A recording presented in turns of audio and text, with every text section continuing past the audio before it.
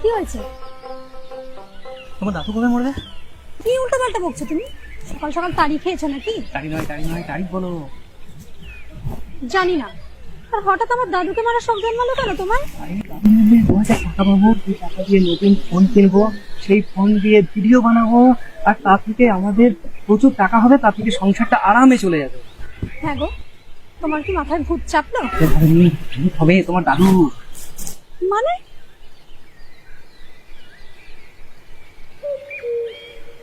খুন করবো? আরে এটাকে খুন ভেবো না, ভাবো মুক্তি দিচ্ছ। আর তোমার দাদুর যা বয়স, তাতে তো শরীর